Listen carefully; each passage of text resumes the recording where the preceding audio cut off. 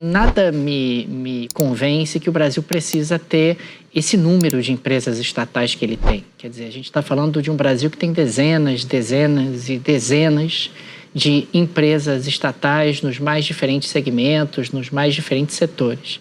E claro, quando você acaba tendo um resultado negativo nas empresas estatais de uma forma geral, isso é um elemento preocupante. As estatais, até vocês aí em Brasília estavam descrevendo, acabam sendo alvo de cobiça política, né? Acabam sendo alvo de determinados grupos de interesse e não necessariamente as estatais estão ali focadas em prestar serviços de qualidade dos mais diferentes segmentos em que elas estão inseridas.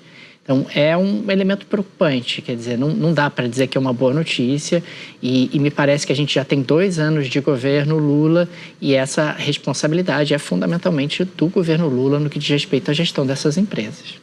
O déficit bilionário dos Correios em 2024 tem sido usado como munição pela mídia tradicional para fortalecer o discurso privatista, evidenciado nas análises tendenciosas de comentaristas como Daniel Souza, da Globo News, que ignoram deliberadamente o processo de sucateamento que levou a empresa a esta situação. Com investimentos abandonados e infraestrutura deteriorada, a estratégia era clara: fragilizar a estatal para viabilizar sua privatização a preço de banana, beneficiando diretamente o mercado financeiro. O ápice desta tentativa de desmonte ocorreu durante o governo Bolsonaro, quando a privatização quase se concretizou através do projeto de lei apresentado por Fábio Faria, então ministro das Comunicações, que tentou passar a empresa pública para as mãos da iniciativa privada.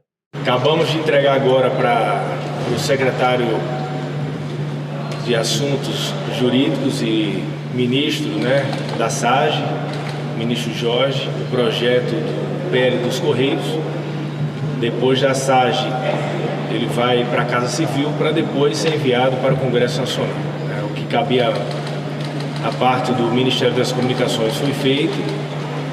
Esse projeto que vai dar condições de entrar no processo de privatização para o ano 2021. Foi esse o cenário que o atual presidente dos Correios, Fabiano Silva, tentou explicar para a imprensa em entrevista coletiva nesta sexta-feira. Após se reunir com o presidente Lula, Silva apresentou o balanço da empresa com déficit de 3,2 bilhões de reais em 2024. Confira a resposta do presidente dos Correios. Mas acho que é importante aqui a gente dizer sobre o trabalho de recuperação que está sendo feito pela empresa. Como todos sabem, era uma empresa que estava para ser privatizada, é uma empresa que foi colocada na bacia das almas e isso traz efeitos que são importantes na empresa e são esses efeitos que a gente está combatendo hoje e que a gente está reestruturando dentro dos Correios. Nós temos uma empresa que ela atende os 5.570 municípios do país. É uma empresa que está presente na vida das pessoas. Então os Correios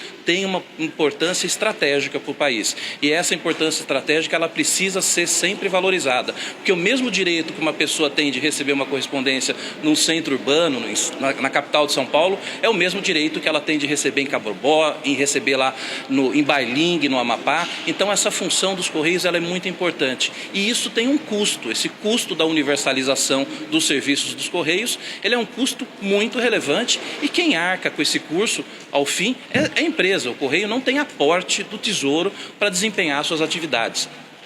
Então esse resultado que ele foi divulgado parcialmente, essa prévia, ela se refere, como a gente já divulgou em notas, ela se refere a um contexto específico que foi a regulamentação, o compliance que foi dado a essas compras internacionais. Então isso teve um impacto significativo na nossa empresa, que foi divulgado inclusive pela imprensa, e também precatórios, que são frutos de gestões anteriores e que hoje estão contabilizadas no nosso resultado. Então acho que isso é muito importante também ser destacado. A empresa está em um processo franco de recuperação, estamos trabalhando junto com a ministra Esther, com o ministro Juscelino, com o ministro Haddad, para que a empresa rapidamente se recupere, para que ela seja num curto espaço de tempo também lucrativa. Então é essa missão que o presidente deu, que o presidente nos cobrou também, para que a gente apresente esse plano de reestruturação para os Correios. E esse plano já está em andamento e nós estamos trabalhando fortemente para que a gente entregue cada vez mais um Correio saudável, um Correio sustentável e, acima de tudo, um Correio que atenda a população, porque a população nos interiores desse país precisa muito dos Correios. Os Correios são uma empresa que eles fazem parte do dia a dia das pessoas. O pequeno comerciante numa cidade do interior, quando ele vai postar a sua venda, ele se dirige a uma agência dos Correios. Então o Correio tem uma importância estratégica para o país e o presidente sabe dessa importância e nós temos sim a missão de que essa empresa seja sustentável e que seja uma empresa que cada vez mais dê orgulho para a população brasileira. Também presente na reunião, a ministra da Gestão e da Inovação em Serviços Públicos, Esther Dweck, explicou os resultados fiscais das estatais divulgados pelo Banco Central. É bom lembrar, hoje o que foi divulgado pelo Banco Central é o resultado fiscal das empresas, que pensa só as receitas do ano e as despesas do ano. Como eu já expliquei várias vezes, muitas despesas que são feitas pelas estatais são com dinheiro que estava em caixa e, portanto, ele acaba gerando resultado deficitário, ainda que as empresas tenham lucro. O foco com os Correios é que seja uma empresa lucrativa. Se vai ter esse déficit ou superávit, é o resultado das receitas do ano e das despesas do ano. É muito importante lembrar isso, não é um rombo. Das 11 empresas que têm déficit, que foram divulgadas hoje, 9 têm lucro. Portanto, não é um rombo. Segundo, o Tesouro não vai arcar com isso, a gente já explicou isso, não é um rombo, de novo.